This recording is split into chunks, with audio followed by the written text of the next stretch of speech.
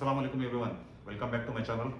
तो बिना time waste करे एडवेंट ऑफ यूरोपियंस का सेकंड पार्ट आज देख लेंगे। सेकंड पार्ट का नाम आपको द कार्नाटिक वार्स।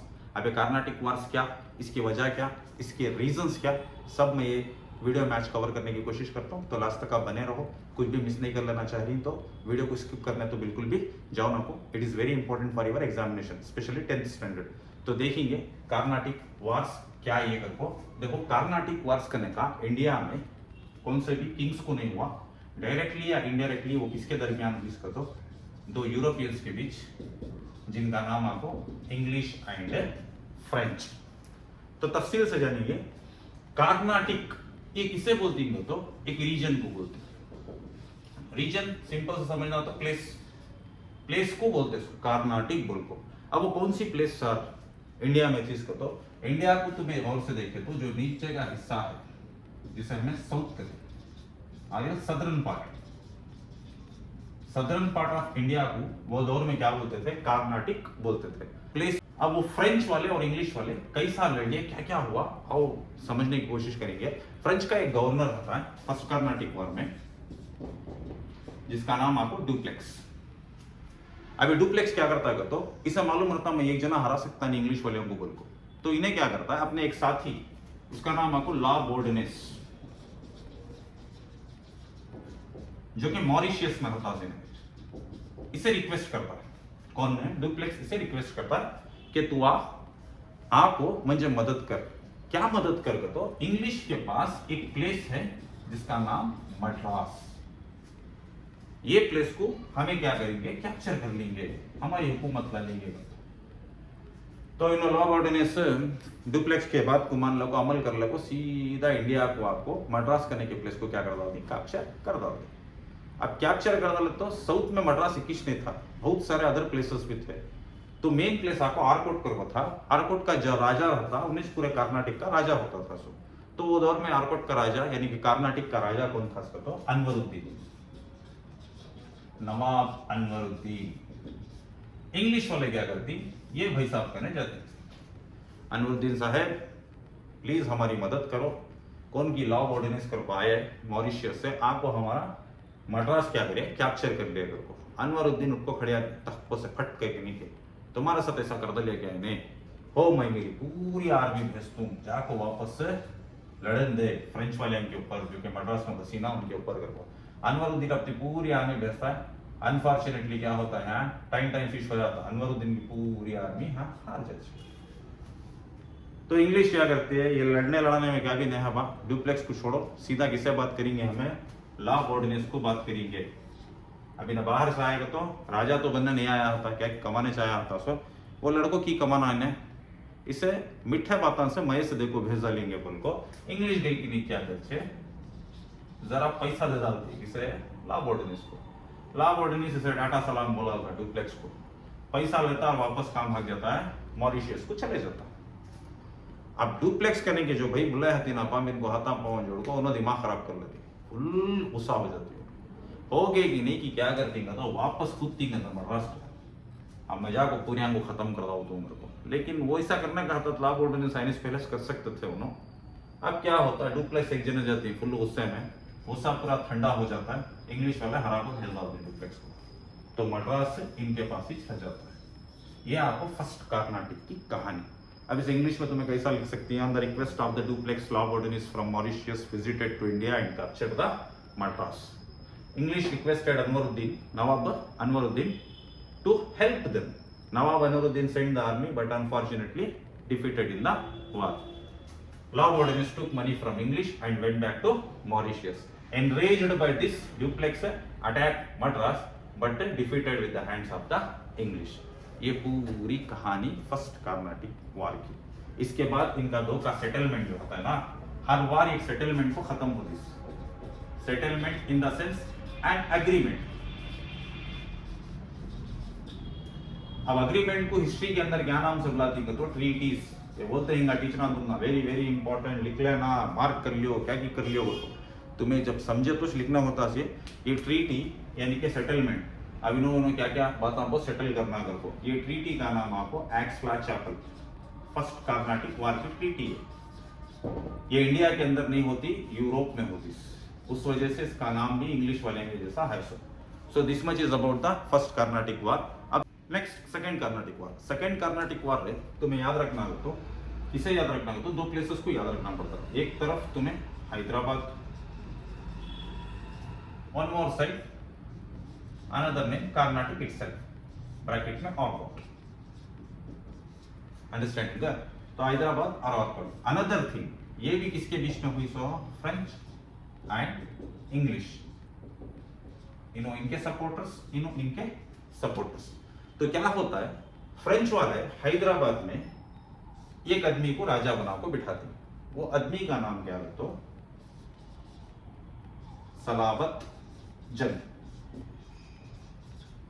ब्रैकेट में अनदर सन ऑफ असफ जागा को लिख लो अगर लिखना तो।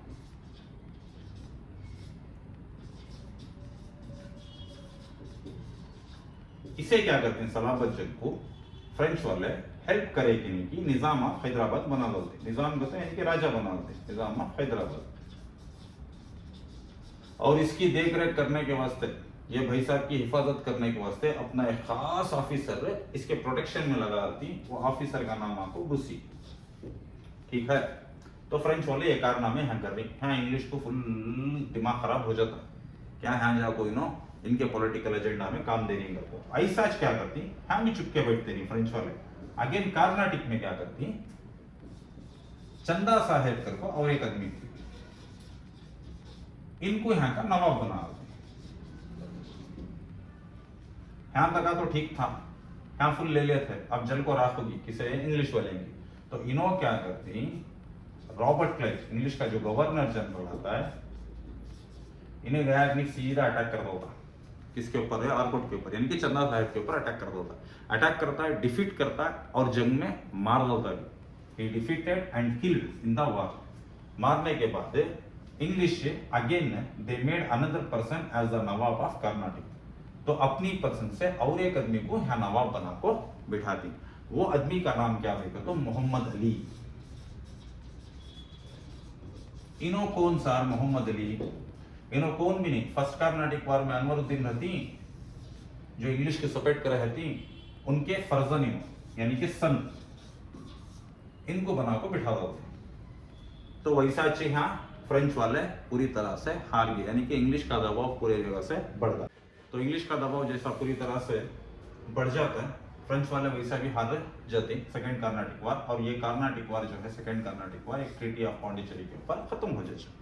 पौंडीचेरी मतलब एक प्लेस का नाम, वो जगह पर बैठ को सेटल कर लेती। आज से तुम्हें हमारे ये हिस्सा में नहीं आना या हमें तुम्हारे वो हिस्सा में नहीं आते बोल को जो अग्रीमेंट सुनो, कंडीशन साइन करती है, उसे हमें क्या बोलते हैं? ट्रीटी कर को बोलती। तो ये तो समझ में आ गया first and second Carnatic war. Very important. अब इसमें क्या पूछता है तुम ना, एक तो ट्रीटी पूछता है, on which treaty the second Carnatic war ended. तो वो ट्रीटी का नाम आपको treaty of Pondicherry. If at all on which treaty the first Carnatic war ended, एक्स/शार्पल।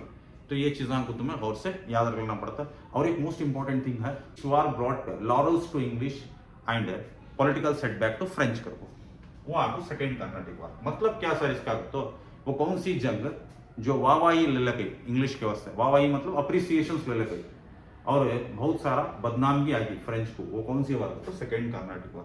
पहले जो भी राजा यहाँ फ्रेंच को सपोर्ट करते थे, अब थूकना शुरू कर दिए, अरे नो इन कुछ हिफाजत नहीं कर रही भाई, हमारी हिफाजत क्या करती, इंग्लिश ताकतवर दिख रही है, हमें उनकी सपोर्ट करेंगे, हम ना उनका सपोर्ट मिलता है बोल को ये सब शुरू हो जाता after the second Carnatic war. And the last and the final concept of the Carnatic war sir the third Carnatic war. अब ये क्या सर, ये थर्ड कर्नाटिक वार है, वो भी यदि गौर से देख लो, सिंपल सा है, बहुत सिंपल है। थर्ड कर्नाटिक वार आपको 1756 में स्टार्ट होता, सो 1763 तक चलता है। इसमें होता सो क्या, तो एक पर्सन रहता फ्रेंच का ऑफिसर, उसका नाम आपको काउंट डी लैली। काउंट डी लैली क्या करती कहते हैं, मंजे एक प्लेस होना, जो प्लेस का नाम क्या, वैंडी वॉश, इसके ऊपर मैं कब्जा कर दूं को उल्ले हो गए कि नहीं कि वो प्लेस पर लड़ने जाती। तब इंग्लिश का एक ऑफिसर बदल गया था, रॉबर्ट क्लाइव नहीं होता और एक जना आ गया था। उन्हें कौन देगा तो इन्हें फ्रेंच ने इंग्लिश का ऑफिसर आपको सर अय्यर कूटे। सर अय्यर कुटे क्या करती, भागले को गई कि नहीं कि वैंडी वॉश में घुसको कौंडी लाली अटैक कर डाल को कैप्चर कर ले को हाँ नहीं आता वैंडी वैश में हाँ एक आदमी बिठा लिया था कौन वो आदमी को तो बुस्सी याद है निजाम ऑफ हैदराबाद की प्रोटेक्शन में था सो उसे लगा को वैंडी वैश में रखा था सर यार कुटे वैंडी वैश को जाता गया कि नहीं कि बुस्सी को इम्प्रिजन कर होता है यानी कि जेल में डालता है और ये सुनते ही इन्हों क्या करती हैं कौन ने कौंडी लाली भाग को जाको पांडिचेरी में छप करता तो उधर भी जाको सरैयर कुटे पांडिचेरी में अटैक करता है कौंडी लाली के ऊपर तो अनकंडीशनली कौंडी लाली भी क्या करती सरेंडर कर डालती और ये थर्ड कार्नाटिक वार कौन सी ट्रीटी को खत्म होती इसको कंडीशंस को खत्म होती इसको तो treaty of Paris treaty of Paris को खत्म होना चाहिए सिंपल है थर्ड कार्नाटिक वार इतना खाली नेम्स किसके किसके ही कौन से पर्सनालिटीज वो याद रख लियो ट्रीटीज याद रख लियो आराम से मालूम हो जाता है अब ये लास्ट में एक क्वेश्चन अराइज कर सकता है ये क्या दो रिजल्ट्स नहीं पूछता तीन के भी रिजल्ट्स पूछा होता है एक बार क्वेश्चन पेपर में what were the results of the Carnatic wars के पूरे रिजल्ट्स क्या हुए इक्की चेक क्या होता है तो English gain the supreme power हर जंग में तुम्हें कहां देखो तो इंग्लिश ही जीत को है सब ओके पॉलिटिकल सेटबैक किसे आया फ्रेंच वाले हमको अब उनकी कौन भी राजनीति में सुनने वाला नहीं है मोनोपोली एक हिसाब से इंग्लिश की शुरू हो जाए तो ये चीज़ें याद रखना पड़ता है ये टच कार्नाटिक वार्स का इससे क्या तो भी तुमने डाउट्स रहे तो मेरे कमेंट सेक्शंस में तुम्हें छोड़ो या फिर कौन से तो भी दूसरे टॉपिक पर बोलना है तो हाँ भी टॉपिक मेंशन करो मैं इंशाल्लाह लगाने की कोशिश करता हूँ इतना आज की क्लास का नेक्स्ट क्लास में ये चैप्टर का फाइनल कॉन्सेप्ट खत्म कर डालेंगे इंग्लिश जब पूरे कर्नाटिक वार से जीत लेचे और अपने राइवल्स को हरा को वापस भेज डालते उसके बाद क्या करते मैं स्लोली कंसोलिडेट करने की कोशिश करते इंडिया के ऊपर फर्स्ट जंगा शुरू हो जाती वो जंगा के नामा वो वार के नामा क्या बताओ battle of Plassey and battle of Buxar very very very important 3-4 marks को आता है वो सिंपल से मैं तुमने समझाने की कोशिश करता हूँ see you in the next video तब तक दुआ में याद रखो और इसमें क्या तो भी इंफॉर्मेटिव लगा रहा तो लाइक एंड शेयर जरूर करो चैनल को नया है तो सब्सक्राइब करो थैंक यू सो मच